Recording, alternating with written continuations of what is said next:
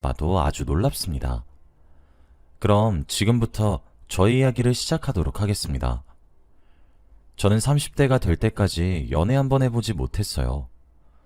어렸을 때는 공부만 하다 보니 남자를 만나보지 못했고, 성인이 되어서는 일만 한다고 연애를 해보지도 못했습니다. 나이가 들수록 연애를 하지 않으니까 남자와 대화하는 것조차 저는 힘들더라고요. 누군가 저한테 조금이라도 잘해주면 금방 흔들리고, 설마 이 사람이 나를 좋아하나 착각도 했습니다.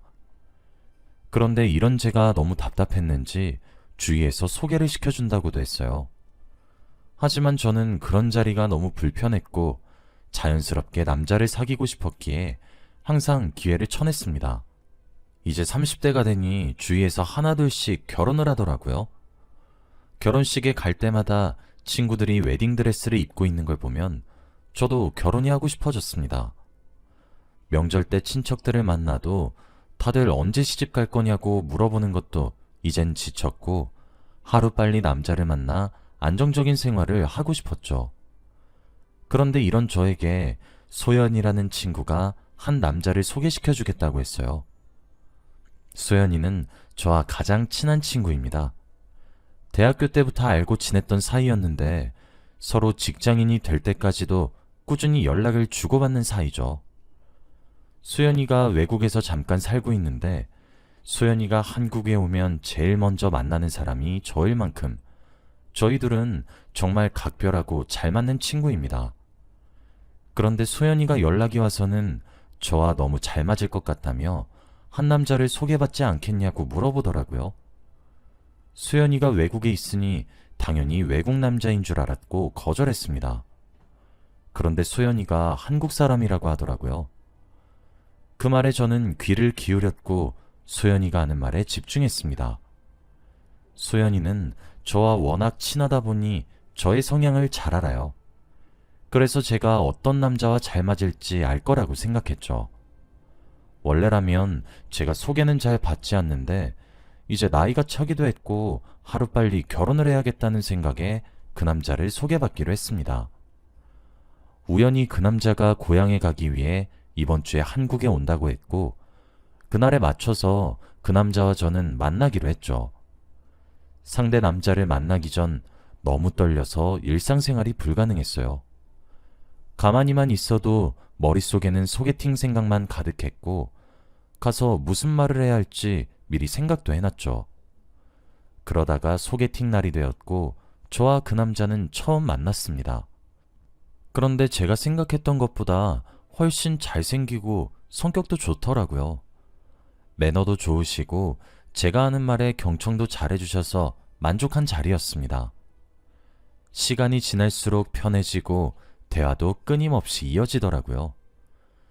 이 세상에 저와 그 남자밖에 없는 듯이 서로에 집중하면서 대화를 나누었습니다. 그리고 그 남자가 저에게 먼저 연락처도 물어봐주고 다음에 또 보자고 해주었죠. 첫 만남은 너무 좋았고 그 남자가 다시 외국으로 돌아가기 전까지 저희는 매일 만났습니다. 만나면 만날수록 저와 너무 잘 맞았고 이런 사람을 소개시켜준 소연이한테도 고마웠어요. 그리고 저희는 헤어져야 하는 시간이 다가왔습니다. 그 남자는 잠깐 한국에 들린 거라 며칠 뒤 바로 외국으로 돌아가야 했어요. 그래서 저는 공항까지 마중을 나갔고 그 자리에서 저는 그 남자한테 고백을 받았습니다. 저와 연애를 해보고 싶다고 했고 저는 당연히 그 고백을 받았죠. 그렇게 저는 첫 연애를 장거리 연애로 하게 되었습니다. 남자친구가 외국으로 떠나고 수연이에게 감사 인사를 했어요. 사귀기로 했다며 이런 남자를 소개시켜줘서 고맙다고 말이죠. 그런데 수연이는 바쁜지 제 연락을 보지 않았고 그렇게 며칠이 흘렀어요. 수연이가 답장을 하지 않아도 저한테는 남자친구가 있으니 외로울 틈이 없었습니다. 남자친구와 매일 영상통화에 전화도 하니 더할 나위 없이 행복하더라고요. 이 행복이 과연 끝나면 어떡하나 싶었지만 제 걱정과 달리 저희는 오랜 기간 연애를 했습니다. 장거리 연애라 자주 못 보기는 하지만 그만큼 서로 너무 애틋했어요. 많이 못 보면 반년 가까이 못 보지만 그래도 기다릴 수 있었죠. 제가 남자친구가 있는 나라로 가기도 하고 남자친구가 한국에 오기도 합니다. 남자친구와 소연이는 같은 나라에서 지내고 있으니 셋이서 자주 만나기도 했죠. 한국이 아닌 다른 나라에서 저의 소중한 사람들을 만나니까 더 신나기도 했습니다. 그렇게 저와 남자친구는 5년의 연애 끝에 결혼을 하기로 결정했어요. 양가 부모님들도 너무 좋아하셨고 다들 축하해 주었습니다. 다행히도 남자친구는 결혼과 동시에 한국에 있는 회사를 다니기로 해서 해외를 나가지 않아도 돼요. 그리고 소연이도 그때쯤 한국으로 돌아왔죠.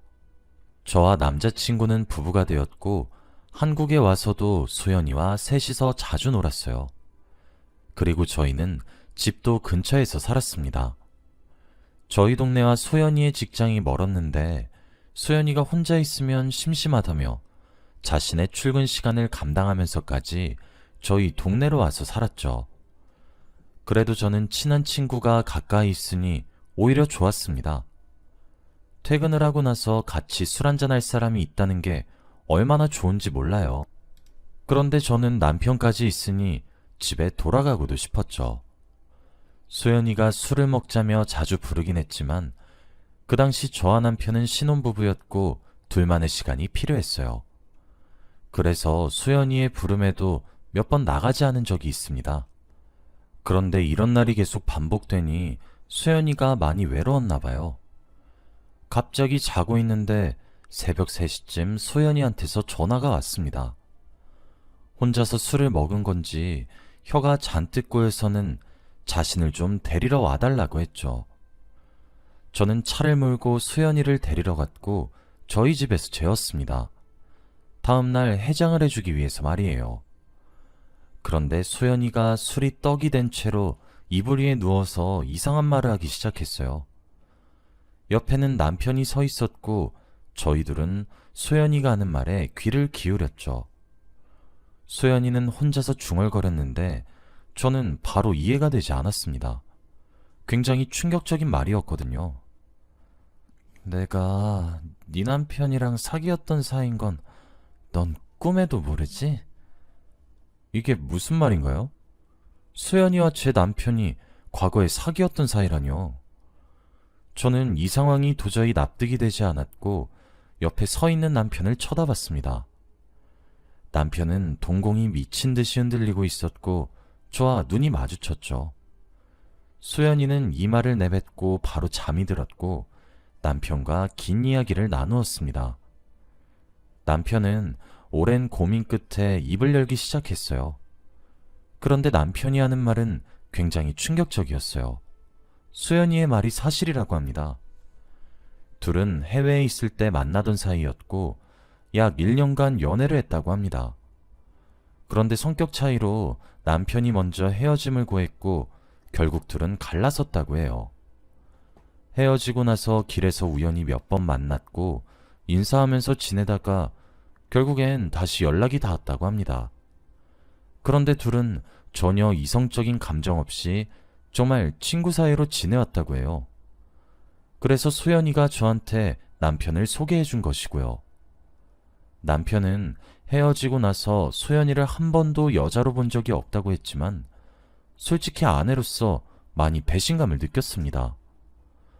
저와 가장 친한 친구인 소연이와 남편이 사귀었던 사이였다는데 어떻게 말을 해주지 않을 수 있나요? 그리고 이때까지 셋이서 이리저리 많이 돌아다녔는데 그럼 남편은 현 여친과 전 여친과 함께 여행을 다닌 거잖아요. 수연이가 외국에 있을 때 자신이 만난 남자 이야기를 해준 적이 있었는데 저는 당연히 외국인 남자친구인 줄 알았어요. 그런데 그 남자가 바로 제 남편이라뇨? 저한테 전화로 이것저것 연애 상담을 하기도 했었고 너무 좋다고 난리도 피웠었는데 그게 모두 다 제 남편 이야기라뇨. 남편의 말을 듣고 머릿속이 더 복잡해졌고 남편과 대화조차 하기 싫었습니다. 화도 났고 속상하기도 했어요. 그리고 그날부터 소연이를 마주하기도 힘들었고 남편이 너무 미웠습니다. 수연이는 다음날 기억이 안 나는지 평소처럼 대했지만 저는 예전처럼 다가가기 어려웠어요. 수연이도 남편에게 제가 왜 이런지 들었는지 저와 조금씩 거리를 두었습니다. 수연이와 남편이 같이 있는 것만 봐도 저는 둘 사이를 의심하게 되었고 집착하게 되었어요.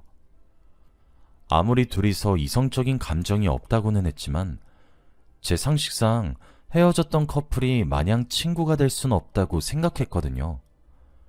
그리고 저는 수연이와 조금씩 멀어졌고 만나는 횟수도 예전보다 확실히 줄었습니다. 다 같이 술을 안 먹은 지도 오래되었고 연락도 잘 하지 않죠. 혹시라도 남편이 수연이와 연락을 할까봐 남편의 휴대폰도 검사를 하기 시작했고 의심도 많아졌습니다. 그런데 남편은 이런 저를 이해해 주었고 모든 걸 숨김없이 털어놔 주었죠. 저희 부부는 조금씩 돈독해졌지만 그동안 수연이는 저희와 많이 멀어졌습니다. 그렇다고 제가 먼저 수연이한테 연락을 하고 싶지는 않았어요. 한때 친했던 친구인데 이렇게 멀어져서 조금은 아쉽긴 했지만 말이죠. 그런데 몇 달 뒤 수연이한테서 연락이 왔습니다.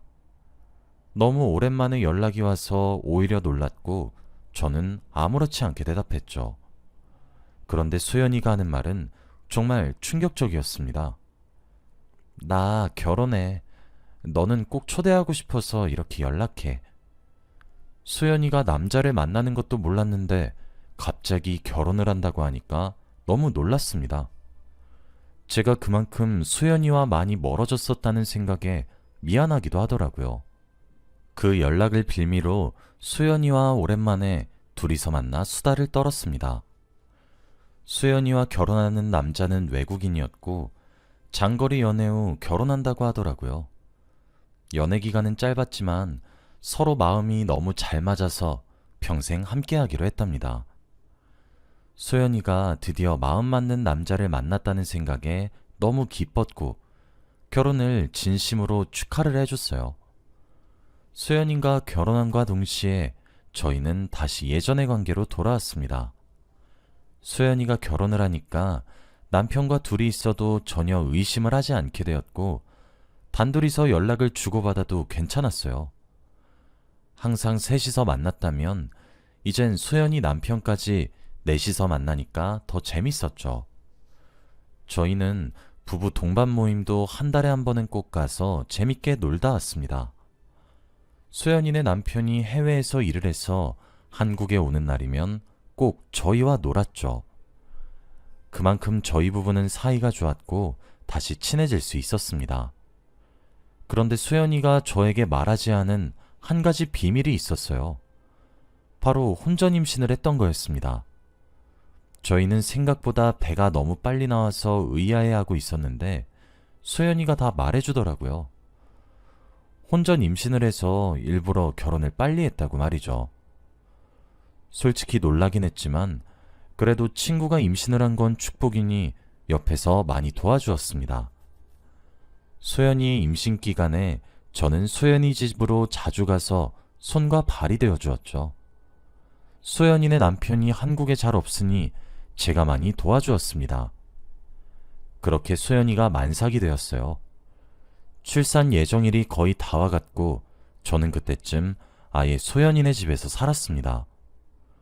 혹시라도 새벽에 병원에 가야 할 일이 생기면 제가 도와주어야 하니 말이죠.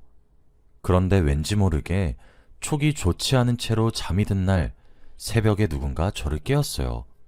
바로 수연이었죠. 수연이는 얼굴에 식은땀이 잔뜩 난 채로 저를 흔들었고 그 순간 직감했습니다.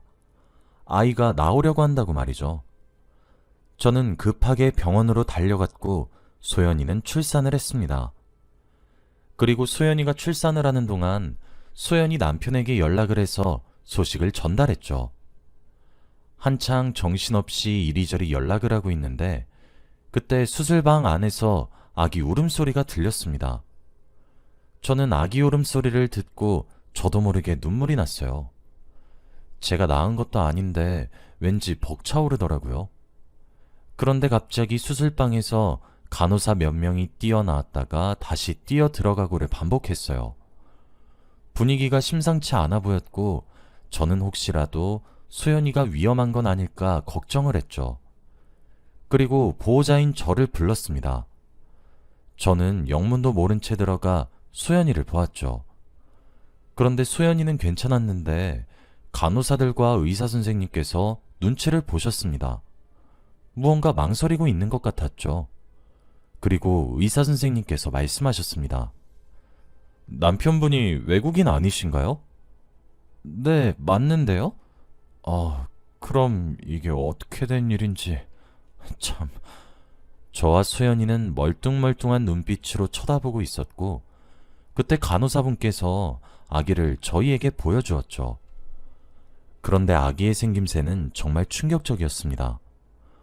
당연히 혼혈아일 줄 알고 얼마나 예쁠까 싶었는데 아기는 토종 한국인처럼 생겼었어요. 저는 순간 말이 나오지 않았고 저희들의 눈은 전부 소연이한테 가 있었죠. 소연이는 정말 상상도 못했다는 반응과 동시에 어찌할 바를 몰랐어요. 일단 급한 수술부터 끝내고 이야기를 나누기로 했습니다. 그리고 병실로 돌아와 소연이의 몸이 조금 괜찮아졌을 때 이야기를 나누었어요. 하지만 제가 이것저것 캐물어도 소연이는 아무 말이 없었습니다. 대체 누구의 자식이고 남편한테는 어떻게 설명할 것인지 다 물어봐도 대답을 안 해주었어요. 저는 너무 답답했고 조금이라도 말해주어야 도와줄 수 있다고 했어요. 그런데 그 순간 소연이는 눈물을 터뜨렸고 제 앞에서 울기만 했습니다. 그리고 저한테 아기를 숨겨달라고 했죠. 나중에 다 설명하겠다며 말입니다. 결국 저는 소연이의 부탁을 들어주었어요. 소연이의 남편한테는 아기가 많이 아파서 볼 수 없다고 거짓말을 했고 최대한 빨리 외국으로 보냈어요. 그리고 소연이의 아기는 저희 집에 데려다 놨습니다. 소연이는 저희 집으로 와서 아기를 돌보기도 했고 잠시 약속이 있으면 저한테 육아를 부탁하기도 했죠. 그런데 그 일이 있고 나서 몇 달이 지났는데도 소연이는 저에게 말할 생각이 없어 보였어요. 더 이상 소연이 남편한테 거짓말을 하기도 양심에 찔렸고요. 그런데 그날 저는 충격적인 것을 발견했습니다. 소연이는 가만히 멍을 때리며 저희 집 거실에 앉아 있었고 저는 소연이의 아이의 기저귀를 갈고 있었죠. 그런데 그때 기저귀를 갈다가 아이의 몸에 새겨진 점을 발견했습니다. 한 번도 본 적이 없는데 굉장히 익숙한 점의 위치였죠. 그리고 곰곰이 생각을 해봤습니다. 그런데 얼마 뒤 저는 그 점을 어디서 봤는지 생각해냈죠. 바로 남편이었습니다. 소연이 아이의 등을 보면 한가운데 점이 있어요. 그런데 제 남편도 똑같은 위치에 비슷한 크기의 점이 있습니다. 저는 그 순간 모든 행동을 멈췄고 머릿속을 굴렸어요. 이 아이의 아빠가 제 남편일 수도 있다는 그런 위험한 생각을 했죠. 제가 갑자기 정지 상태가 되어서 소연이가 무슨 일 있냐고 물어보더라고요. 그리고 저는 소연이를 똑똑히 쳐다봤습니다. 등에 점, 설마 애 아빠도 있니? 그 순간 소연이는 모든 걸 체념한 듯한 눈빛을 보였어요. 저는 소연이의 얼굴을 보고 모든 걸 직감했습니다. 소연이는 고개를 숙이고 아무 말도 하지 않았어요. 얼마 뒤 소연이는 고개를 끄덕였고 저는 조용히 일어섰죠. 그리고 방으로 들어가려고 했어요. 화도 나지 않았고 너무 충격적이라 아무것도 손에 잡히지 않았습니다. 방으로 들어가려는 저를 보고 소연이가 제 등 뒤에서 엄청난 말을 하기 시작했죠. 내가 먼저 좋아했어. 근데 너랑 결혼까지 할 줄은 몰랐다고. 소연이는 제 남편과 헤어지고 나서도 제 남편을 잊지 못했고 더 오래 보기 위해 일부러 저를 소개시켜 주었는데 이렇게 결혼까지 할 줄은 꿈에도 몰랐다고 합니다. 그래서 결국 둘은 넘지 말아야 할 선을 넘었고 이렇게 아이까지 낳게 된 것이죠. 저는 이런 드라마 같은 상황에 할 말을 잃었습니다. 이성적인 감정이 전혀 없다는 두 사람의 말은 다 거짓말이었어요. 그리고 저는 그 둘에게 남은 정이 탈탈 털렸고 아이와 소연이의 남편이 너무 불쌍했습니다.